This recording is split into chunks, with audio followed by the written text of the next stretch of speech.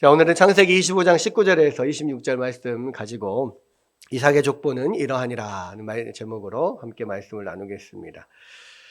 자, 이제 25장 전반부까지 해서 아브라함의 모든 생애가 끝났습니다. 이제는 아브라함의 아들 이삭의 시대로 넘어가게 되는데요. 성경에 보면은 특히 이제 창세기 4명의 족장이 나옵니다.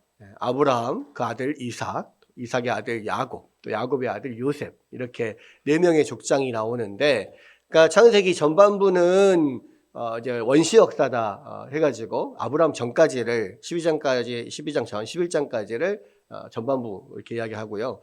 이제 후반부 아브라함부터는 이제 족장 시대, 족장의 역사다 이렇게 이야기를 합니다. 그래서 4명의 족장들이 나오는 거죠. 그런데 4명의 족장이 나오지만 모든 족장들의 내용이 다 균등하게 나오는 건 아닙니다. 그러니까 어떤 족장에 대해서는 아주 많이 이야기를 하고 어떤 족장에 대해서는 아주 좀 조금 이야기하고 이렇게 되거든요. 근데 가장 많이 이야기를 하는 두 사람을 꼽자면 아브라함과 그리고 야곱이에요. 그러니까 창세기에 나오는 모든 인물들의 두 주인공을 뽑으라 한다면 아브라함과 야곱을 들 수가 있어요. 그러면 이삭은 사실은 4명의 족장 중에서 가장 적은 분량이 나옵니다. 그래서 이삭은 아브라함의 아들로서 또 야곱의 아버지로서 이 사이에 좀 끼어서 두 사람을 중점적으로 설명하는데 그 사이에 좀 끼어서 나오는 그런 면이 있어요. 그리고 이제 요셉은 우리가 요셉 이야기가 워낙 유명하기 때문에 또 요셉의 이야기도 굉장히 많고 드라마틱하죠. 그래서 잘 알고 있지만 사실은 요셉도 야곱의 아들로서 야곱으로부터 시작되는 그 12지파의 한 부분으로서 다뤄집니다. 그리고 야곱의 자녀들 중에 사실은 아브라함이 받은 약속이 이어지는 자녀는 요셉이 아니에요. 그죠? 누구에게로 이어집니까? 유다에게로 이어지죠. 네, 맞습니다.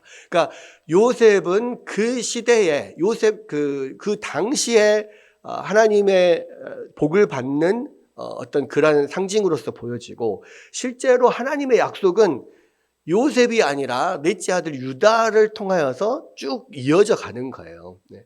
자, 그런 면에서 사실 요셉은 그 이야기가 굉장히 재미있고 드라마틱하고 뭐 분량도 어느 정도 많이 나오지만 그러나 어떤 중요한 맥락에서 주인공은 아닌 거예요.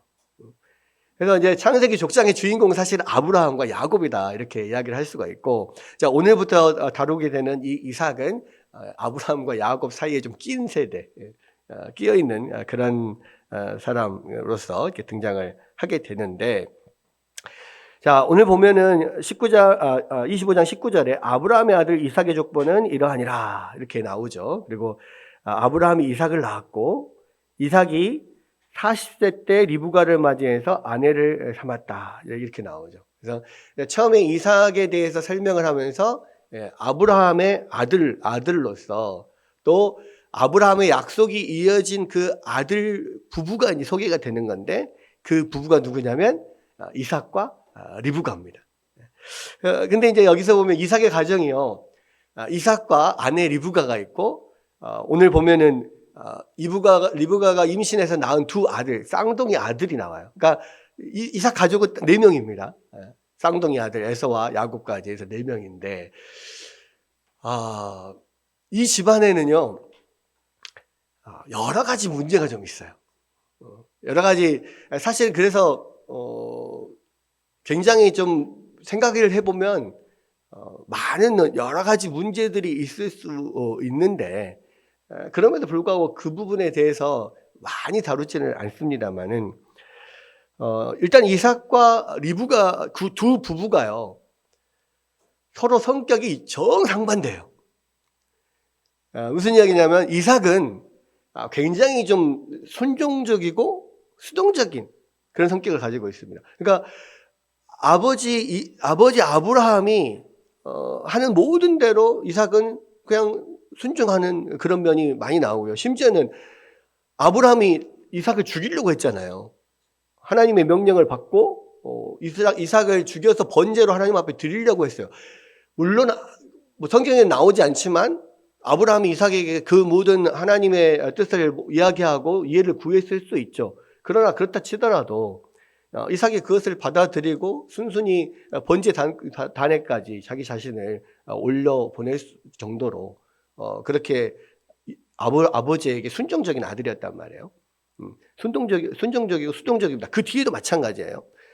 근데 반면에 아내 리브가는요, 굉장히 적극적이고 열정적입니다. 그리고 자기가 뭔가 주도해서 뭐 하는 그런 면들이 굉장히 많이 나와요. 그걸 어디서부터 알 수가 있냐면, 아브라함의 종이 그 이삭의 아내를 구하러 바단 아람으로 갔을 때 이 기도를 하잖아요. 내가 이 우물가에 와서 물을 달라라고 청했을 때 나에게 물을 줄 뿐만 아니라 이 낙타 10마리나 되는 이 낙타에게도 물을 자진해서 주는 처녀가 있다면 내가 그 사람이 하나님이 정하신 처자인 줄 알고 제가 이렇게 컨택을 해보겠습니다. 이렇게 기도를 하잖아요. 근데 그게 이 나그네에게 물을 그냥 주는 것은 쉬워요. 그런데 이 낙타 10마리나 되는 낙타들에게 물을 이렇게 충분히 제공을 하는 것은 굉장히 쉽지 않은 일이라고 했죠. 왜? 지금 엄청난 오랜 여행 끝에 이 우물에 도착한 이 낙타는 그동안에 저장해놨던 그런 모든 수분들을 다 소진한 상태예요. 그러니까 이 여행이 다 끝나고 물을 마시면 엄청나게 많이 마십니다. 보통 그런 낙타들이 한 막 100리터씩 막 그렇게 마셔요.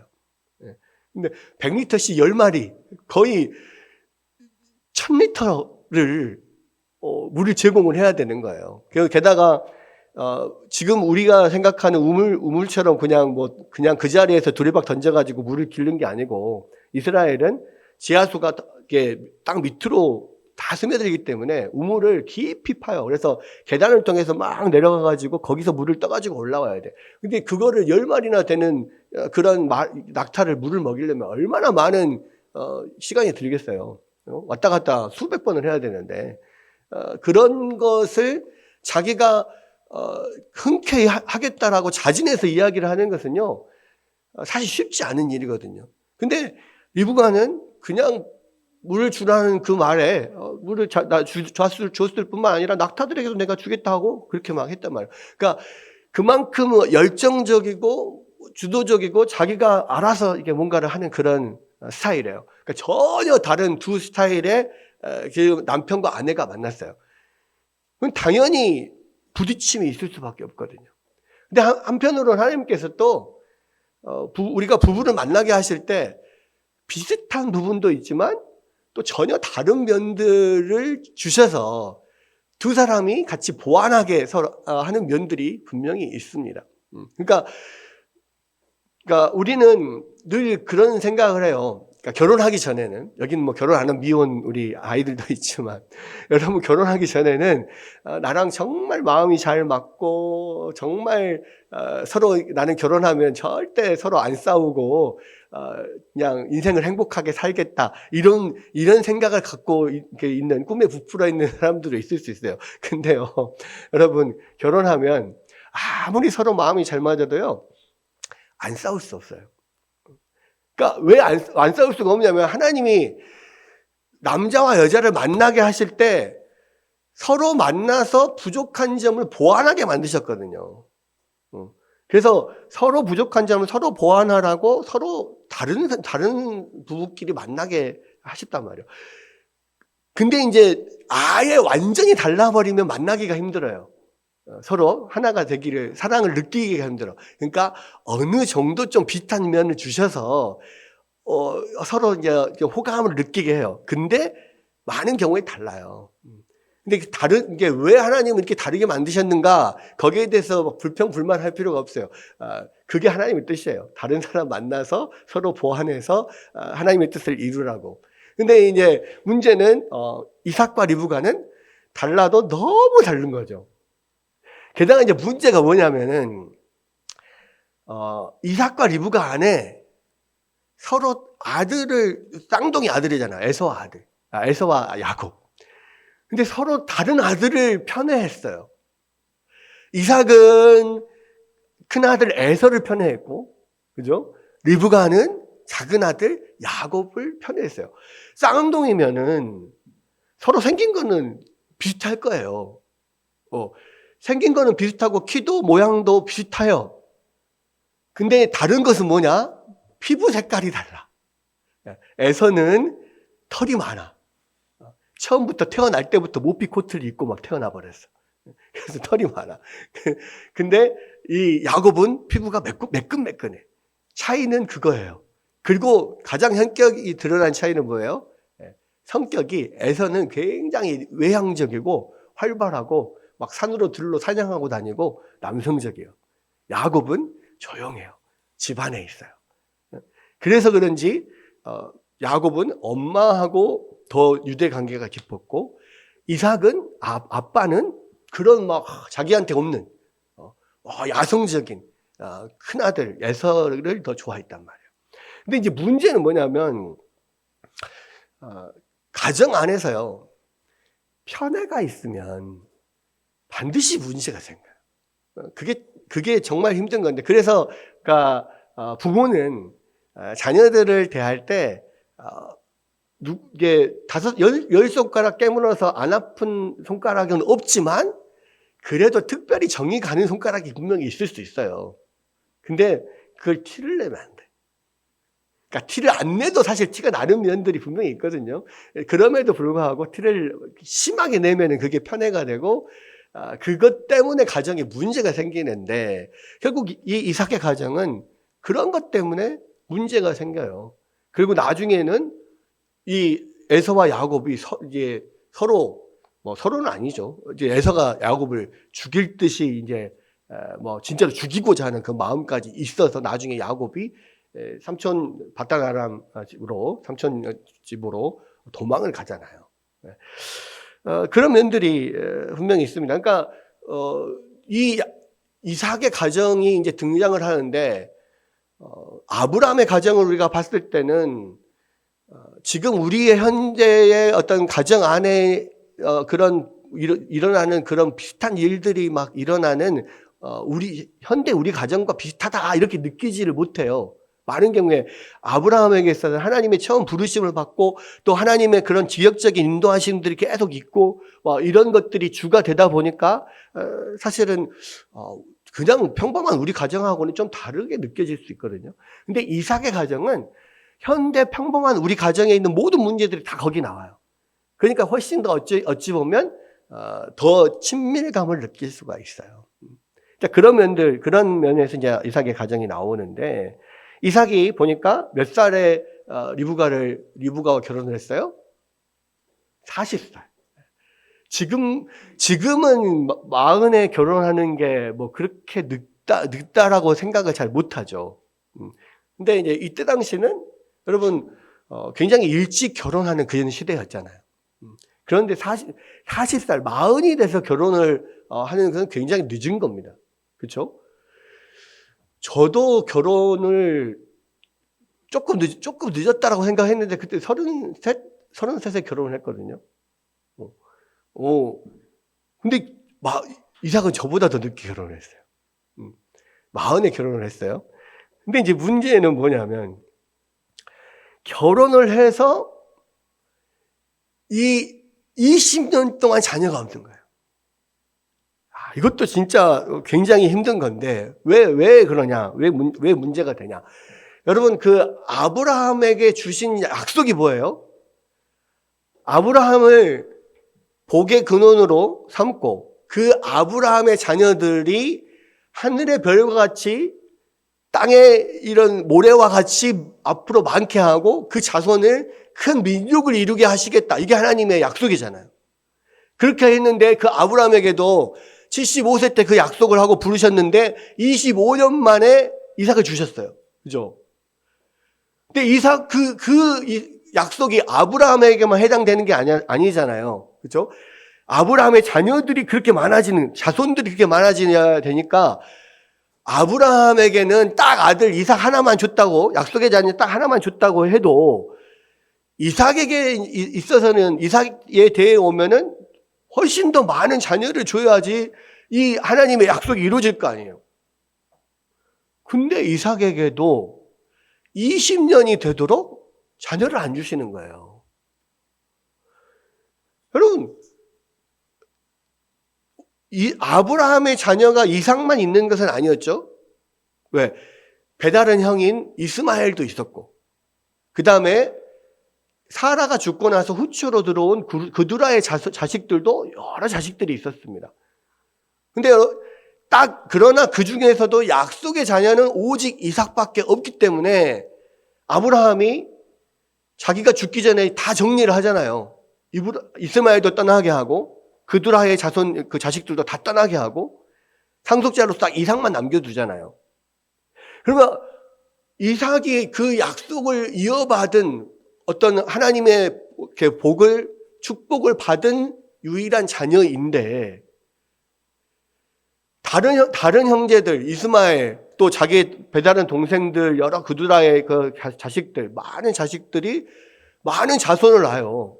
자식들을 낳는다고. 자기 배다른 형인 이스마엘은요, 자식이 12명이나 돼.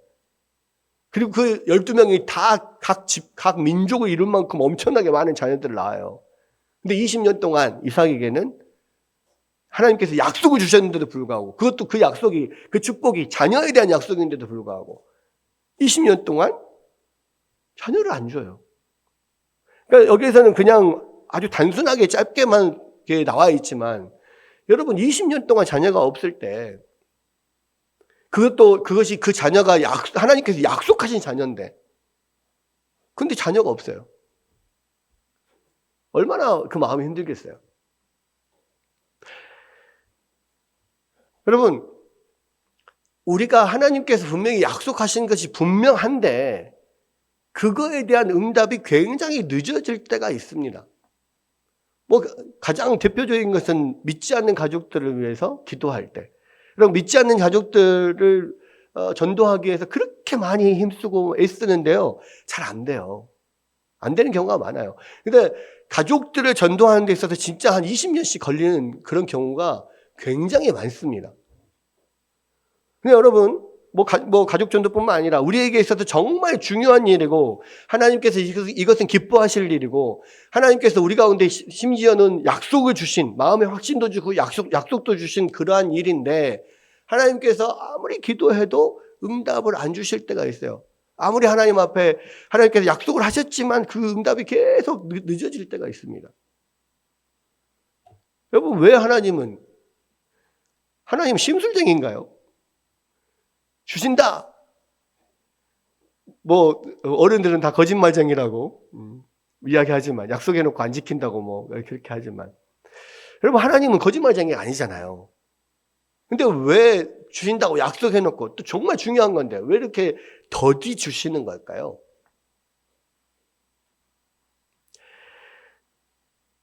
여러분, 중요한 것일수록, 정말로 하나님께서 중요한 것일수록, 우리에게 정말 중요한 것일수록 하나님께서 더디 주시는 그러한 경향이 좀 있어요. 하나님의 성경을 보면.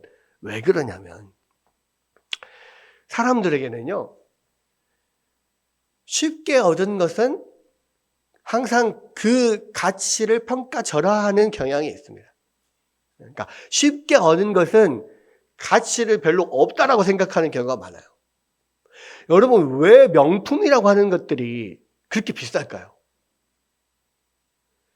쉽게 얻지 못하게 하도록. 사람은요, 아무리 좋은 거여도 쉽게 얻을 수 있으면 그 가치를 귀하게 여기지 않아요. 다이아몬드가 아무리 비싸고 다이아몬드가 아무리 좋아도요, 그거 그냥 헐값에 살 수 있으면 다이아몬드 귀한지 몰라요. 그렇죠? 우리가 쉽게 번 돈은 쉽게 쓴다고 하잖아요. 예를 들어서 로또 당첨돼가지고 상금을 100억을 받았어. 근데 그렇게 100억을 받은 돈은요, 금방 쉽게 써져 버려요. 왜? 쉽게 벌었으니까. 어느 날 갑자기 로또 당첨돼가지고 돈이 내가 노력하지 않았는데 그냥 확 쏟아졌으니까 그 가치를 소중하게 여기지 못하고 쉽게 써버린다고요. 그게 인간이에요.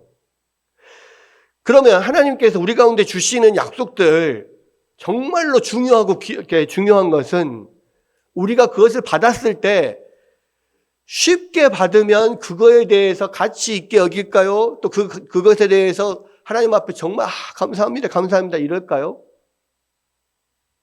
전혀 그렇지 못해요. 그렇기 때문에 하나님은요, 정말 우리 가운데 중요한 것일수록 쉽게 주시지 않아요. 그건 반드시 하나님께서 주시기로 약속하셨는데도 불구하고 쉽게 주시지 않아요. 왜? 그것이 정말로 중요하고 귀하다는 것을 알게 하기 위해서 그래요. 그러면 그럴 때 정말로 중요하고 귀한데 이것을 분명히 하나님께서 주셔야 맞는 건데 주시지 않으면 그러면 어떻게 해야 됩니까? 열심히 기도했는데 하나님 주시지 않아요. 그럼 어떻게 해야 돼요? 하나님 약속하셨으니까 그냥 주시겠지. 그냥 접어버리고 나는 딴 일 하면 됩니까? 아니에요. 더 기도해야 돼. 하나님께서 이것을 주시지 않는다 그러면 이거 정말 귀한 거구나 생각하고 더 열심히 기도하고 구해야 돼요. 더 그 마음을 간절한 사모함으로 그것을 구해야 돼요. 그래야만 하나님께서 정말로 귀하게 우리 가운데 주시는 거예요. 많은 경우에요, 우리는 예정론하고 비슷하게 생각을 해. 그러니까 예정론의 단점이 뭐냐면, 이게 뒤에도 예정론 사실 나오지만, 하나님께서 태초부터 우리를 구원하시기로 작정하셨다. 그리고 작정된 사람들만 하나님께서 구원하신다. 그러면 많은 사람들이 어떻게 생각해요? 그러면 이미 태초부터 작정이 됐으면 우리가 전도하지 않아도 구원 받을 사람들은 구원 받고, 우리가 아무리 전도를 해도 택함 받지 못하면은 구원 받지 못하는 건데 우리가 전도할 필요 있나? 이렇게 생각하잖아요. 근데 예정론은 그렇게 쓰라고 주시는 게 아니에요. 여러분, 하나님께서 정하셨다라고 해서 그냥 그 하나님께서 알아서 하시겠지 하고 내버려 두고 내가 하는 일들 그냥 내가 원하는 일들이나 해야겠다 이렇게 생각하는 것은요, 이것은 그냥 저절로 신앙이야. 저절로 신앙. 저절로 되겠지. 여러분, 하나님께서 예정하셨기 때문에 더 열심히 택한 자들을 찾아다니고 전도를 하고 그들을 하나님 앞에 그들에게 말씀을 전하고 말씀을 양육하고 하나님의 말씀을 만들어가는 일을 더 확신을 갖고 하라고 우리 가운데 주시는 건 말이에요. 마찬가지로 하나님께서 약속하신 아주 중요한 일, 우리 가운데 이루어지지 않는 일 있으면 그러면 이루어지지 않으니까 내버려 두고 그냥 내 할 일이나 열심히 하자. 그냥 열심히 직장일 열심히 하고 취미생활 열심히 하고 이렇게 하라는 게 아니에요. 그렇게 하면 하나님의 뜻이면 알아서 하시겠지. 그것을 원해서 하나님께서 안 들어주시는 게 아니라고요. 계속해서 그것을 붙들고 사모하고 귀히 여기고 하나님 앞에 간구하고 그렇게 해야 되는 거예요. 그렇게 하도록 더 기대하라고 더 간구하라고 하나님께서 안 이루어 주시는 거라는 걸 여러분 아셔야 돼요. 이삭이요, 약속의 자녀인데도 불구하고 20년 동안 안 주셨어요. 그래서 이삭이 그러면 하나님은 알아서 주시겠지. 그리고 내버려 뒀느냐? 그렇지 않아요. 뭐라고 했습니까? 21절에 이삭이 그의 아내가 임신하지 못함으로 그를 위하여 여호와께 간구하매 여호와께서 그의 간구를 들으셨으므로. 그 말은 무슨 말이에요? 이삭이 20년 동안 지속적으로 계속 간구했단 말이에요. 왜 간구했을까요? 이삭은 알았어요. 분명히 이삭과 리브가의 자녀는 하나님 반드시 주신다. 왜? 아브라함에게 받은 그 약속이 이어져 가야 되니까 반드시 주신다는 것을 알고 하나님 앞에 간구한 거예요. 근데 왜 20년 동안 안 주실까? 하나님의 어떤 뜻이 있겠지. 그런데 그 하나님의 뜻이 있으면 내가 그냥 가만히 있어도 하나님께서 주시겠지가 아니라 주실 때까지 그것을 사모하면서 간구를 했단 말이에요. 그렇게 해서 진짜 하나님께서 20년 만에 자녀를 주었을 때 그 기쁨은 얼마나 놀랍겠습니까? 얼마나 크겠어요. 정말로 하나님이 우리를 사랑하시고 그 약속을 이루셨구나. 그리고 그 자녀들이 얼마나 귀하고 얼마나 정말 감사하고 그러겠습니까? 그런 면들을 이삭을 통해서 보여주는 거예요. 우리 가정 안에서 우리의 일상 삶에서요. 여러분 나의 욕심 말고 나 이거 갖고 싶어요. 나 이거 되고 싶어요. 나 이번에 이제 곧 이번 주에 수능이잖아요. 이번 수능에 저 대박 치게 해주세요. 막 내가 좋은 학교 가고 싶어요. 실력은 안 되는데 막 그렇게 구한다고 해서 하나님이 다 들어주시는 건 아니지만, 그러나 우리의 삶에서요, 정말로 중요하게 여기고 하나님 앞에 정말 간구하고 정말 이것은 하나님의 뜻 가운데서 분명히 나에게 주시면 정말 너무너무 좋을 것 같아요 하는 것들이 있잖아요. 여러분 그거 붙들고 열심히 기도하라는 거예요. 그것을 지금 이삭을 통해서 우리 가운데 보여주고 있어요. 그렇게 해서 결과적으로는 하나님께서 이삭에게 약속의 자녀를 주셨습니다. 20년 만에. 근데 또 이게 또 순탄치가 않네요. 그렇게 해서 약속의 자녀를 20년 만에 리브가가 딱 잉태를 했습니다. 그런데 이제 그 태중에서 계속해서 막 배가 뒤집히는 거예요. 이거 도대체 뭔 일이냐. 너무너무 아파 죽겠는 거야, 막 속에서. 그래가지고 요즘 같으면은 산부인과 가가지고 초음파 검사도 해보고 나름대로 이렇게 해보면 이게 뭔 일인지 원인을 찾아낼 수 있는데, 그때 당시에는 뭐 그런 의술들이 발달이 안 돼 있잖아요. 그러니까 어떻게 할 수가 없어요. 방법이 없어요. 그냥 유명한 괜찮다는 의사들을 아무리 불러가지고 뭐 원인이 뭐냐 물어봐도 아무도 몰라. 그러니까 또 어떻게 해요? 이제는 또 이것을 위해서 리브가가 기도를 하기 시작해요. 처음에는 그 안에 태중에 쌍둥이가 있는지도 모르고, 걔네들이 그 뱃속에서 서로 싸우는지도 몰라요. 근데 도대체 이러면 못 살겠다. 22절에 이럴 경우에 내가 어찌할꼬 하고 가서 여호와께 묻자온대 그랬잖아요. 그러니까 도저히 안 되겠다. 그래서 어떻게 해요? 하나님 앞에 가서 기도를 합니다. 리브가도. 근데 이제 여기서 좀 봐야 될 것들이 하나가 뭐냐면, 가서 여호와께 묻자온다 그랬잖아요. 그러니까 어딘가 가서 지금 기도한 거야. 어디로 가서 기도했을까요? 어디로 가서 기도했을까요? 성경에 안 나오니까 모르죠. 근데 우리가 추측할 수도 있는 게 있습니다. 지금 이 이삭이 어디에 지금 거주를 하고 있어요? 이삭과 리브가가 25장 11절에 보면, 아브라함이 죽은 후에 아브라함이 그의 아들 이삭에게 복을 주셨고 이삭은 브엘라헤로이 근처에 거주하였더라 그랬어요. 브엘라헤로이. 어딜까요? 브엘라헤로이가 어디냐면, 그 하갈이 이스마엘을 낳고 사라한테 개기다가 쫓겨났잖아요.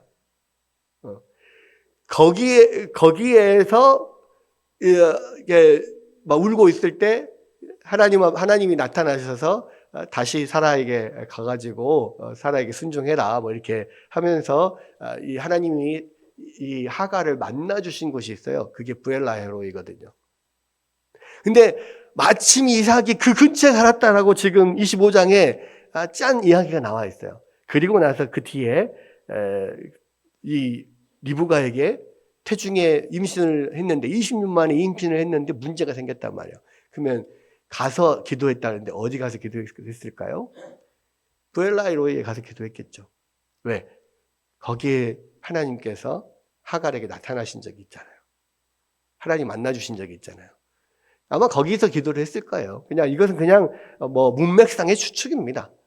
근데 이제 분명한 것은 뭐냐면요, 우리가 그 기도할 때 어디서 기도하느냐도 참 중요한 것 같아요. 그러니까 이 성경을 보면 이삭이 나중에 우물을 팔 때도 완전 새로운데 생판 그냥 완전히 맨 땅에다가 우물을 파지 않아요. 어떤 데서 우물을 팝니까? 아버지 아브라함이 팠던 우물을 그 자리에 가서 다시 파요. 그러니까 이스라엘은 아무데나 파면은 물이 나오는 그런 땅이 아니에요.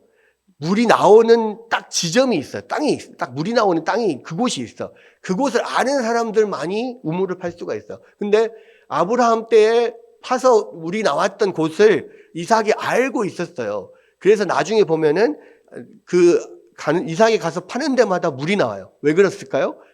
아버지 아브라함이 우물을 팠던 자리를 기억하고 있어서 가서 판 거거든요. 그럴 때마다 물이 나왔어요. 이제 그것과 비슷한 건데요. 기도도 마찬가지인데, 우리가 하나님 앞에 기도할 때 어느 이사나 다 기도할 수 있어요. 근데 정말 중요한 어떤 일들을 놓고 기도할 때는요, 하나님께서 나에게 역사했던 그런 곳이 있어요. 그래서 내가 그러니까 많은 경우에 그래서 나는 어느 기도원 가서 기도하다가 하나님 응답 받았다. 그러면은 또 진짜 하나님 응답이 필요할 때 또 그 기도원에 찾아가게 돼 있거든요. 많은 경우에. 또, 우리가 신앙생활을 하다가 되게 막 흐트러지고 막 되게 다시 회복을 해야겠다라고 생각했을 때 우리가 다시 그 어떤 신앙을 회복하고 다잡을 수 있는 방법 중에 하나는 뭐냐면 내가 옛날에 이렇게 했을 때 정말 은혜를 받았었다라고 하는 방법을 다시 붙잡고 다시 함께 나아가면 그 가운데 또 다 은혜가 회복되는 경우가 많아요. 여러분 한번 생각해 보세요. 내가 언제 은혜를 받았는지. 그러니까 성경을 안 읽다가 처음으로 정말 마음 먹고 내가 성경 일독을 해야지 하고 딱 성경 일독을 딱 했는데 그때 하나님이 역사하신 적이 있어요. 그러면 신앙에 문제가 생기잖아요. 그러면 다시 성경 일독을 해야겠다. 이렇게 나가거든요. 또 어떨 때는요. 정말 힘들고 어려웠을 때 내가 작정 기도를 한 적이 있어요. 저도 40일 저녁 금식 이런 것도 한 적이 있거든요. 또 무슨 한 달 새벽 기도 이런 걸 작정해서. 근데 작정 기도를 하고 나서 하나님께서 우리 가운데 은혜를 주셨다. 그러면 무슨 일이 생기면 작정 기도를 해요.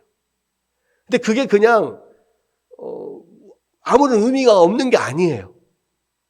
성경에 쭉 보면 하나님께서 역사하셨던 곳들이 있고 역사하신 방법들이 있잖아요. 그것을 찾아가는 것이 굉장히 중요해요. 그래서 여러분 교회사를 공부하는 게 되게 중요한 거예요. 성경에 나와 있는 많은 역사들이 있지만 실제적인 우리 역사 안에서 하나님께서 이루신 일들이 있거든요.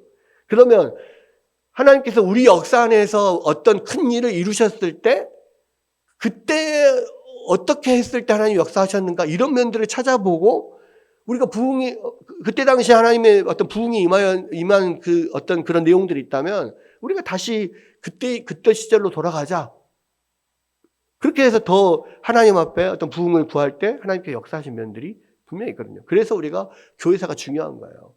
또 성경이 왜 중요합니까? 성경 옛날 이야기 써져 있는 게 이게 뭐가 중요해요? 하나님께서 성경을 통해서 역사하신 방법들을 우리 가운데 알려주시기 때문에 이것을 보고 우리가 그렇게 하나님께서 역사하신 방법대로 구하고 또 우리가 행할 때 하나님께서 역사하실 거라고 하는 믿음으로 나아갈 수 있는 거잖아요. 그러니까 리브가가 하나님 앞에 베엘라이로이 그곳에 하갈이 응답받았던 그곳에 가서 아마 기도를 했을 거예요. 그랬을 때 하나님께서 왜 그런지를 알려줍니다. 네 뱃속에 지금 두 아이가 있다. 두 아이가 있는데 두 아이가 서로 싸운다. 그래서 그 안에서 그 두 아이가 두 민족을 이룰 것이다. 그리고 두 민족을 이루지만 큰 자가 어린 자를 섬길 것이다. 하나님께서 그 메시지를 주시는 거예요. 그래서 이거는 단순한 복통이 아니고 하나님의 메시지가 담겨 있는 하나님의 앞으로의 하나님의 역사를 미리 말씀해 주는 한 예언적인 메시지인 거예요. 그래서 이 리브가의 아픔을 통하여서 복통을 통하여서 하나님께서 앞으로 어떤 일들을 이루실 것인지를 보여주시는 건데, 자, 문제는 이겁니다. 지금 하나님께서 그래서 결국 큰 자가 어린 자를 섬길 것이다. 안에서 두 민족이 나눌 것이다. 그러니까 쌍둥이가 태어날 건데 밑에서 이렇게 뒤에 보면 진짜로 태어났죠. 그래서 하나는 몸이 붉고 전신이 터룩 같아서 이름을 에서라 하였고, 에돔, 에서, 붉다는 뜻이거든요. 또 한 아이는 에서의 발꿈치를 잡고 나왔어요. 그래서 이름을 야곱이라고 했어요. 발꿈치를 잡은 자. 이게 뭐 이스라엘의 씨름이 어떤 건지는 잘 모르겠지만 그게 아주 안 좋은 반칙이라고 해요. 그래서 속이는 자 이런 의미인데 그래서 이름을 야곱이라고 합니다. 근데 이 에서와 야곱 두 아이가 나중에 두 민족을 이룰 것이라 하나님께서 미리 이야기를 하셨고 그리고 큰 자가 작은 자를 섬길 것이다. 그러니까 결국은 작은 자에게 하나님의 뜻이, 하나님의 약속이 이루어질 것이라는 것을 보여주는 거예요. 그래서요, 하나님의 약속을 쭉 보면, 이 하나님의 하나님의 일반적인 방법은 뭐냐면, 그 아들의 상속을 계속해서 받고 어떤 아버지에게서 아들에게로 되가 넘어갈 때 항상 장자가 상속을 받게 돼 있거든요. 근데 이게 일반적인 원칙인데 성경에 나오는 지금 이 약속의 자녀들을 보면은요, 대부분 장자가 이어받는 경우가 별로 없어요. 꼭 일반적인 법칙은 장자 계승의 법칙인데 하나님의 약속의 자녀들을 보면 장자가 이 약속을 이렇게 이어받는 경우가 별로 없습니다. 왜냐하면 아브라함도 보세요. 아브라함도 사실은 장자가 아니잖아요. 그렇죠? 그러니까 하란과 나홀이 있는데 지금 봤을 때 하란은 먼저 죽었어요. 그러니까 하란의 어떤 나이가 굉장히 아브라함과 차이가 많이 났을 걸로 보고 또 나홀 같은 경우는 아브라함의 종이 그 리브가를 데리러 갔을 때 그 리브가를 만나고 내가 누구의 딸이고 뭐 이렇게 이야기를 하니까 감사하면서 뭐라고 했냐면 야 하나님 우리 주인의 하나님께서 나를 주인의 동생 집으로 인도하였다 이렇게 나오거든요. 물론 여기서는 뭐 원문에서는 그냥 형제의 집으로 이렇게 이야기를 하지만 아브라함이 그래서 장자는 분명히 아닐 것이다 이렇게 생각을 합니다. 아브라함도 장자는 아니죠. 근데 아브라함의 아들인 이삭도 육신적인 장자는 이스마엘이에요. 근데 이스마엘에게 약속이 이어지지 않고 이삭에게 약속이 이어지죠. 이삭의 아들은 에서와 야곱이에요. 쌍둥이지만 장자는 누구예요? 에서입니다. 그런데 에서가 아닌 야곱에게로 이어지죠. 야곱은 12의 아들이 있어요. 12아들인데 장자가 누굽니까? 루벤이에요. 근데 루벤에게 약속이 이어지지 않아요. 둘째 레위와 시므온도 아니에요. 유다에게 이어집니다. 그렇죠? 그러니까 이게 하나님께서 분명히 율법으로 장자 상속의 율법을 하나님께서 주셨는데 왜 약속의 자녀들은 장자가 다 아닌가? 왜 그럴까요? 이거를 통하여서 하나님께서 선택하시고 구원하시는 그 모든 것은 하나님의 주권적으로 이루어지는 것이라는 걸 보여주는 거예요. 여러분, 태중에서 쌍둥이가 있습니다. 태어나서 이들이 어떻게 생활하는지, 이들의 성격이 어떤지, 악행을 하는지, 선행을 하는지 전혀 그런 것들을 알 수 없을 그때의 태중에서 이미 하나님께서 첫째보다는 둘째를 선택해서 하나님의 약속을 이어가실 것을 하나님께서 미리 말씀하셨어요. 그러니까 모든 하나님의 택하심은 우리의 어떤 행실 때문에 하나님께서 우리를 택하는 게 아니라고. 야곱이 에서보다 착하고 순종적이고 하나님의 뜻을 잘 행하고 그래서 야곱을 택한 게 아니라고요. 하나님은요, 그러니까 하나님의 선택하심은요, 미리 알고, 얘가 내 말을 잘 듣고 착하게 순종할 것이다 라고 하는 것을 미리 알고 선택하시는 게 아니에요.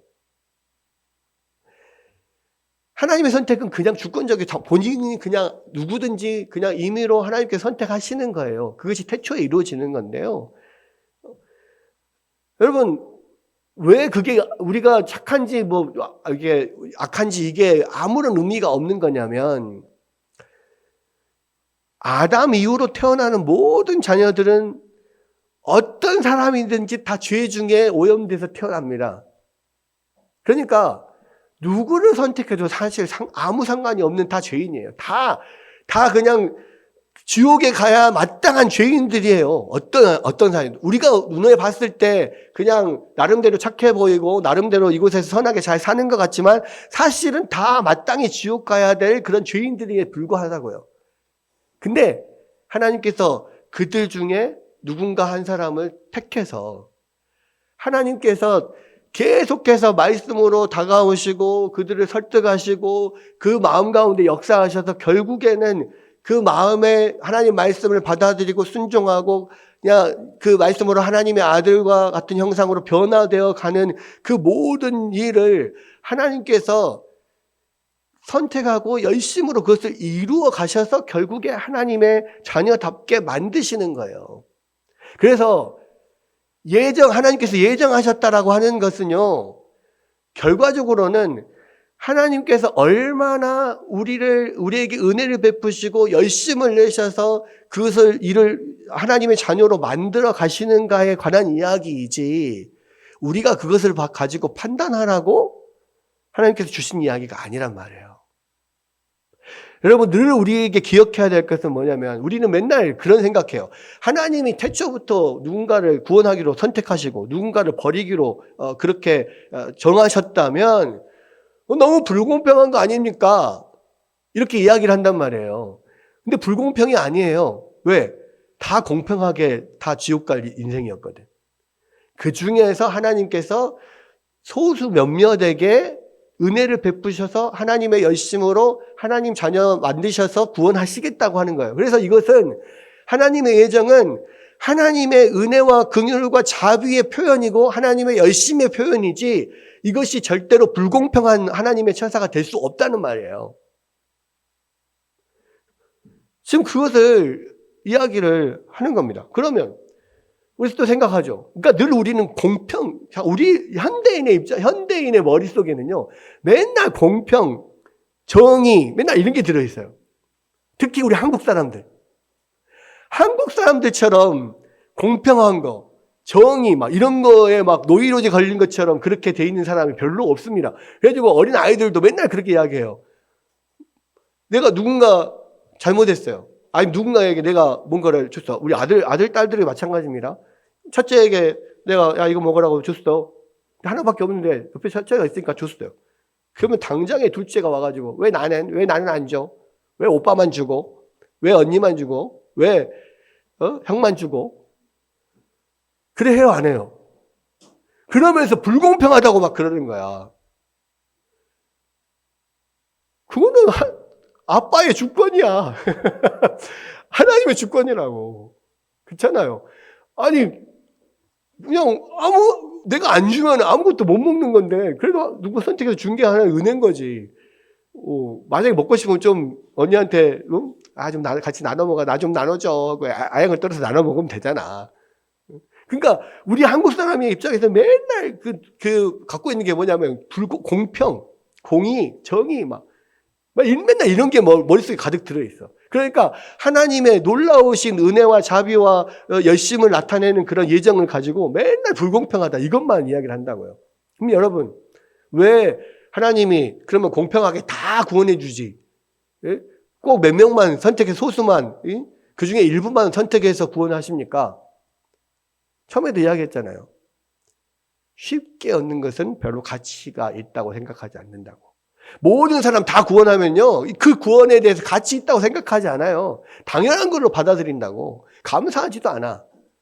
근데 일부를 선택해서 하나님께서 구원하시면 그 은혜가 얼마나 큰지를 알게 되고 감사하게 돼요. 그것도 그냥 구원하신 게 아니라 하나님께서 값비싼 대가를 치르고 구원하는 거잖아요. 자기의 아들 독생자 예수 그리스도를 대신 죽여서 구원하는 거잖아요. 얼마나 감사합니까? 그러니까 이것을 위해서 일부만 선택하는 거예요. 근데 우리 인간들 입장에서 맨날 공평 이것만 생각하는 거예요. 왜 불공평하냐? 하나님께서 그래서 이 구원의 창조도 하나님의 영광을 위하여서 하신 것이지만 구원도 하나님의 영광을 위해서 하시는 거예요. 그래서 하나님의 영광을 받기 위하여서 하나님께서 태초부터 이 사람을 하나님의 주권대로 선택하셔서 하나님께서 그 사람에게 복음을 전해지게 하고 그 복음으로 예수님을 믿게 하고 예수님을 믿고 말씀으로 양육되고 변화되고 예수님의 하나님의 아들 닮은 모습으로 막 성화되어서 완전한 구원에 이르기까지 하나님께서 끝까지 그 사람을 붙잡고 하나님 자녀로 만들겠다. 이게 예정이라는 거라고요. 그러니까 우리는 예정에 대해서 감사해야 돼요. 하나님 내가 무엇이라고 하나님 이렇게까지 하십니까? 이게 마땅한 것이지 왜 하나님 불공평하게 그래요? 이거는 선택받은 사람, 구원받은 사람의 그런 할 말은 아닌 거예요. 또 하나 우리가 생각해야 될 게 뭐냐면 그러면 우리가 어떤 사람이 선택받은 사람이고 어떤 사람이 선택받지 못한 사람인가? 어떻게 구별할 수 있습니까? 그러면 어떻게 구별할 수 있어요? 어떻게 구별할 수 있어요? 네. 말씀이 전해졌을 때 그 말씀에 순종하는 사람이 선택받은 사람이에요. 태초부터 선택받지 못하는 사람은요, 절대 그 말씀이 들려오면 그 말씀이 자기의 머릿속에 마음 가운데 담기지가 않아요. 다 튕겨져 나갑니다. 그리고 하나님을 경외하지도 않아요. 하나님의 말씀을 무시해요. 끝까지 하나님께서 열심을 다하여서 하나님의 복음이 전해지게 하고 들리게 하고 그 마음 가운데 계속 설득하시지만 끝까지 뿌리치고 자기 마음대로 사는 사람들, 그 사람들이 선택받지 못한 사람이에요. 결과적으로 마지막까지 하나님의 손길을 뿌리치기에 성공한 사람들은 결국 지옥 가는 거죠. 근데 하나님의 열심을 통해서 계속해서 말씀으로 다가올 때, 아, 그렇구나. 아, 하나님, 그렇군요. 그 말씀에 순종하고 말씀에 따르고 그렇게 나아가는 사람들은 하나님의 선택을 받은 사람이라고 보면 돼요. 그러니까 나는 선택받았나 못 받았나 뭐 고민할 필요 없어요. 말씀에 대한 자기 자세를 보면 돼요. 여러분, 긁고 보면 하나님은 또 공평하신 분이에요. 왜 공평하신 분이냐? 신앙생활 할 때도요, 이 하나님의 말씀에 온전히 순종하고 열심히 하나님의 말씀 붙잡고 그렇게 하나님 앞에 더욱더 열심으로 헌신하고 그러한 많은 사람들이 있잖아요. 반면에 신앙생활을 하더라도 그냥 하나님의 말씀 따라 순종하기보다는 그냥 어느 정도 선에서 그냥 따르고 나머지는 내 마음대로 하다가 그냥 그렇게 살겠습니다. 그 두 사람은 천지 차이가 돼요. 여러분, 우리는요, 예수를 믿고 교회를 다니는 것으로서 구원 끝, 천국 시작 아니에요. 계속 말씀드리잖아요. 우리는 천국에 들어갈 때까지 하나님의 말씀으로 계속해서 연단되고 바뀌어 나가고 하나님의 아들을 담는 그런 하나님의 아들의 형상을 담는 모습까지 계속 나아가야 돼요. 지금도 계속 만들어져 가고 있어요. 결과적으로 이것이 하나님의 형상을 닮은 모습으로 만들어지지 않으면 우리가 천국 들어가지 못해요. 그래서 이 땅에서, 이 세상에서 우리가 하나님의 선택을 받았다라는 것을 증거할 수 있는, 내가 확신할 수 있는 것은 내가 하나님의 말씀을 온전히 붙잡고 열심으로 순종하고 나아가고 있는 그 모습이 그 증거가 될 수 있고요. 하나님 말씀에 상관없이 내 마음대로 살고 있다? 그러면 내가 하나님의 선택을 받지 않았다는 것을 스스로 증거하는 것일 수도 있어요. 여러분, 오늘 이 이삭의 이 가정, 특별히 또 이삭의 자녀들을 통해서 하나님께서 우리 가운데 보여주시는 이 하나님의 뜻이 무엇인지를 온전히 붙잡아야 됩니다. 예정에 대해서 여러분 오해하지 마시고요. 예정은 하나님께서 얼마나 우리에게 은혜와 자비를 베푸시고 열심으로 우리 가운데 역사하시는가, 그것에 대해서 이해하고 감사하도록 주신 것이지, 뭐 불평하고 뭐 무슨 공평하냐 공평하지 이런 거 하라고 주시는 거 아니라는 거. 그것이 바로 이 태중에 있는 에서와 야곱으로부터 지금 드러나고 있다는 거, 여러분들 다시 한번 생각하고요.